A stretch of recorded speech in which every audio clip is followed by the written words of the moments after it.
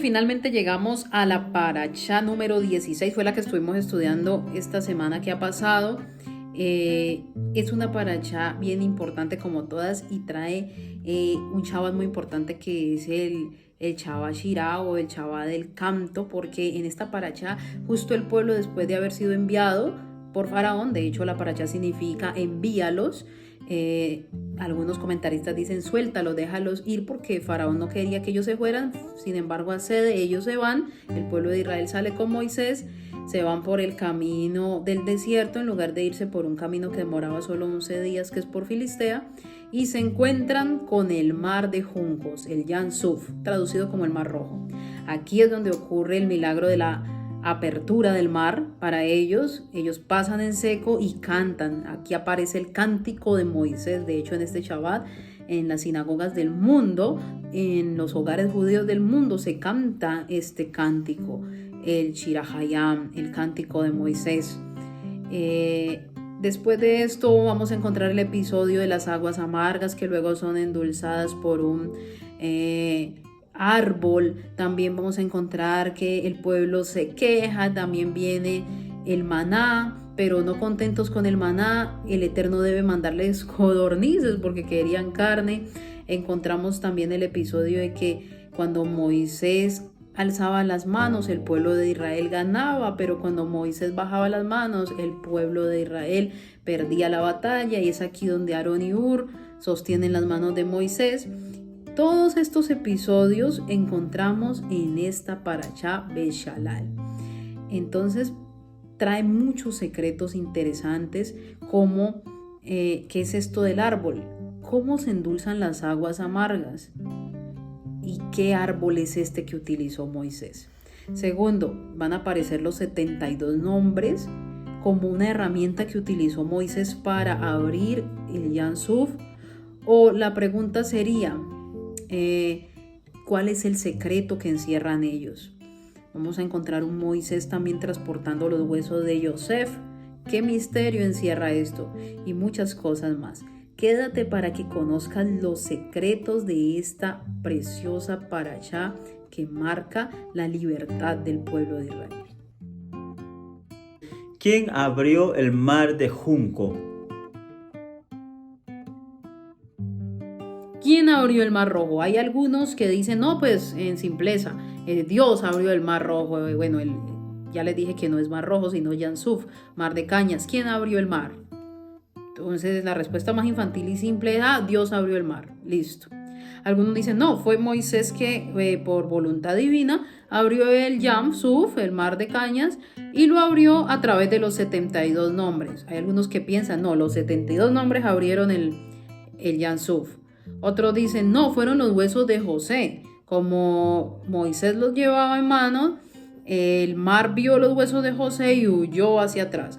Muchos comentaristas piensan esto. Y otros dicen, no, fue Naasón ben Aminadab, de la tribu de Judá, que al ver el mar de frente fue el primero de todas las tribus de Israel en, sin dudarlo, entrar al mar. Y cuando ya el agua le estaba dando en la cabeza, tapándolo, se operó el milagro del Yam Suf. La pregunta aquí es, ¿quién abrió el mar en realidad? ¿Será que los 72 nombres de Dios tienen ese poder casi que extraordinario? Que si yo medito un nombre puedo hacer milagros en mi vida. Que si yo necesito dinero, medito el nombre número tal y me va a venir. Que si yo necesito salud, voy a meditar el Mein Hei Shin y de una voy a ser sano. ¿De qué nos está hablando esto? Y aquí debemos madurar un poco en el conocimiento. Queremos compartir con ustedes una opinión también muy valiosa e interesante de quién abrió el Yam Suf. Y lo primero que debemos saber es que nuestros sabios de bendita memoria, uno de ellos específicamente, compartió de que cada nación de la tierra posee como un signo zodiacal, por así decirlo. De acuerdo a su tiempo de origen, posee un signo. Resulta y pasa que el signo de la nación egipcia es Tale o Aries.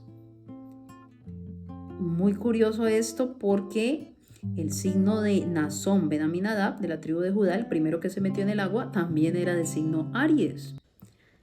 Y debemos recordar también la posición de nuestros sabios que dicen que en Shemot 15:11 o en Éxodo 15:11, cuando están escritas las palabras Mi Kamoja Baelin, ¿quién es como tú entre los poderosos? El que dijo esas palabras fue Faraón cuando se estaba ahogando. Y para no ser, ya tragado por las aguas del Yansuf, Faraón pronuncia estas palabras y es salvado. Es muy interesante porque hay un paralelismo en todo esto y debemos encontrar los puntos de unión. Queremos compartirles acerca de los perfiles de la mente humana. Comenzando, debemos entender que Nazón ben Aminadab es el perfil hebreo de la mente de Faraón. Ese que dijo, Mi Kamoja Baelin, ¿quién es como tú entre los poderosos? Sálvame porque tengo el agua hasta la cabeza, fue Faraón, al igual que Nazón ben Aminadab tenía el agua hasta la cabeza y se operó el milagro de la apertura del Mar Rojo. En este caso, estamos hablando de que es un perfil de la misma mente. El perfil hebreo de la mente de Faraón era Nazón ben Aminadab. Otro punto interesante es que Faraón, rey de Egipto, es el perfil egipcio de Moisés. Y aquí estamos hablando de algo muy interesante, porque entonces estaríamos diciendo de que Nazón ben Aminadab y Faraón son dos perfiles de la mente de Moshe. Y quien se estaba ahogando aquella noche en el Yam Suf era el ego primitivo de Moshe. Y estaba surgiendo ese gran hebreo que había en su interior. Ahora, ¿cómo podemos entonces unir o empatar la idea de que fueron los huesos de Yosef los que permitieron la apertura del Yansuf? Y un punto muy interesante es recordar lo que nos dice la sabiduría Nistar acerca de las letras hebreas. Las 22 letras hebreas son llamados los huesos, el esqueleto o los cimientos o los ladrillos de la creación. Muy interesante es conocer también la opinión de muchos que dicen que los 72 nombres, las triadas de letras hebreas, son una tecnología utilizada por los egipcios y no por los hebreos, y que Moisés lo aprendió en Egipto y lo transportó al pueblo de Israel. Es muy interesante saber esto. ¿Por qué? Porque si ustedes leen las escrituras, Yosef, cuando hizo prometer que sus huesos no quedarían enterrados en Egipto, él dice, subirán mis huesos a Canaán. Es decir, se elevarán, porque sabemos que en la Torá cuando se dice bajar, es que desciendes a un estado espiritual bajo, y subir es que asciendes. Entonces él dice, harás subir mis huesos, es decir, que asciendan. Teniendo en cuenta esto, lo que estamos diciendo es que los huesos de Yosef son las mismas 22 letras de la creación o los mismos 72 nombres revelados por él a los egipcios, y que le está pidiendo a Moisés que esta sabiduría no quede en Egipto, sino que ascienda a Canaán, que ascienda al pueblo hebreo. Y es ahí donde Moisés cumple su palabra, cumple la promesa que los hijos de Israel hicieron a Yosef subiendo estos huesos. Entonces, lo que quiere decir esto es que efectivamente esos huesos de Yosef, esas 22 letras de la creación, al unirse al hombre espiritual que estaba reviviendo, Yosef estaba reviviendo, el hombre justo, el hombre perfecto, el hombre espiritual, físico y metafísico, estaba reviviendo en Moisés. Y ese primer perfil o estadio de la mente de Moisés, que es Nazón ben Aminadab, estaba lanzándose determinado al agua. Y viene ese hombre espiritual Yosef y toma el interior de Moisés, de Moshe, y Moshe junto a estos 72 nombres o huesos de Yosef o huesos de la creación opera el milagro. Entonces, ¿qué operó el milagro del Mar Rojo? Debe quedarte claro, la unificación del alma y del cuerpo. ¿Qué vistes, mar, que huiste hacia atrás? Vio al Rey de Reyes y Señor de Señores, al Adán superior. Lo vio en la persona de Moisés. Vio la unificación del alma y el ego, un ego perfecto, un ego corregido, ese Yosef Tzadik. Y vio poder en la palabra de Moisés, porque invoca a estos ángeles y estos le obedecen. Entonces, ¿quién es este? El Hijo del Altísimo, el Hijo del universo. representado en aquel momento por Moisés y por las letras hebreas que son los huesos de ellos. Esta parashá contiene grandes secretos, muchos secretos, y es que son profundísimos porque es como el océano, pero aquí vamos a tratar algunos puntos importantes para que vayas formando ese recipiente de bendición y puedas llenarte de este conocimiento. Una de esas preguntas es: ¿qué tipo de árbol fue el que utilizó Moisés para endulzar las aguas en Mará? De hecho, este es el episodio que nos cuenta, y el único en la Torá, de que se endulzaron aguas que eran amargas antes. ¿De qué tipo de agua se está hablando y de qué tipo de árbol se está hablando? Otro de los secretos que encontramos aquí es que ya después que el Eterno abre el Mar Rojo, hay cantos, hay dulzura, hay gratificación. Cantan las mujeres, cantan los hombres. Pero más adelante, ¿qué pasa? Se encuentran que tienen sed. Ven tal vez un pozo delante, cristalino, agua refrescante, y van y corren. Cuando llegan, ellos se dan de cuenta que esta agua era amarga. Entonces, ¿cuál es el secreto?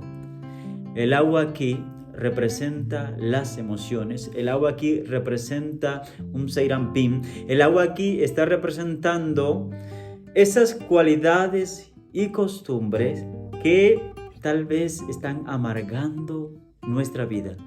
Entonces, ¿cuál es el sistema o el proceso para endulzar estas aguas? Viene Moshe y toma y lanza un árbol, una pequeña rama al agua, se endulza. Entonces, como es el árbol que endulza las aguas de Mara, vemos que lo que endulza, lo que cambia, lo que nos transforma, lo que cambia nuestra visión en la vida, es el estudio de lo que místicamente representa el árbol de la vida y estudiar los secretos cabalísticos del universo. Estos secretos nos amplían nuestra conciencia. Este secreto acaba con todos esos patrones equivocados, el niño psíquico que viene herido, que todas estas energías son programadas en nuestra psique, en nuestra vida, la arrastramos. Pero es cuando nos encontramos con el conocimiento de los secretos del Sod, del árbol de la vida, que esas aguas amargan, esas aguas que están representando malos hábitos y todo lo anterior que dije, son transformadas en aguas cristalinas. Entonces, es muy interesante esto que está diciendo Iván. ¿Por qué? Porque si en el texto de la Torá endulzar las aguas significa refúa, sanación, quiere decir entonces que una persona que endulza su vida, una persona de la cual o de su interior brota dulzura, es porque esta persona está siendo sana en cualquier área de su vida, llámese economía, llámese salud, llámese matrimonio. Porque si la dulzura brota de ti, indica sanación. Pero lo contrario, si la dulzura no puede brotar de una persona, indica que esta persona está enferma, que las aguas de Mará, de la amargura, han entrado en su interior y necesita un árbol para ser sana. Y este árbol es el conocimiento del árbol de la vida, el conocimiento de cómo instalar un seirampín, unas 6 emociones en el árbol de la vida que puedan permitirle conectarse con los intelectos supremos y que sean emociones puras, genuinas, maduras. ¿Por qué el Eterno llevó al pueblo de Israel por el camino más largo en lugar del más corto? El por qué el Eterno no llevó al pueblo de Israel por el camino más corto, o sea, haciendo el camino más fácil, fue porque el pueblo, para ir por ese camino, debía ser un pueblo con determinación, debía ser un pueblo con ánimo, con empoderamiento, debía ser un pueblo con entusiasmo para poder afrontar las circunstancias que se le presentaran. Pero el pueblo no tenía un sistema emocional instalado que se llama el Seirampín, y por lo tanto era un pueblo que iba a carecer de todas estas cualidades. Y más porque era un pueblo que todavía no confiaba en el Eterno. y por lo tanto no tenían esa capacidad de lucha en su corazón, no tenían ánimo y se iban a devolver, se iban a rendir fácilmente. Y no era un pueblo que tenía la capacidad de disciplina, no era un pueblo que tenía la capacidad de cumplir, de realizar un servicio completo y sincero delante del Eterno. Y por lo tanto, eso que el Eterno los iba a dar, de llevarlos a la tierra prometida rápidamente, que únicamente serían 11 días, en vez de ser una bendición, se convertiría para ellos en una maldición, porque muchas veces, cuando no tenemos la capacidad de manejar las cosas, en vez de tener el control de todas esas bendiciones, lo que hace es que esas bendiciones nos tragan. Se roban nuestra espiritualidad, acaban con nuestro respirar, nos ahogan. Entonces el Eterno decide llevarlos por el camino más largo para que este pueblo adquiriese todas estas cualidades y pudiese conformarse. Un pueblo que pudiese cumplir con las leyes, un pueblo que pudiese cumplir con los estatutos y un pueblo que le realizara un servicio bien organizado, con sinceridad y esa capacidad de dar. Si tú quieres conocer más acerca de estos temas, ir avanzando en el estudio de la Torá, llenarte de fuerza y energía para entender estos secretos del cielo, puedes darle like y seguirnos suscribiéndote en este canal.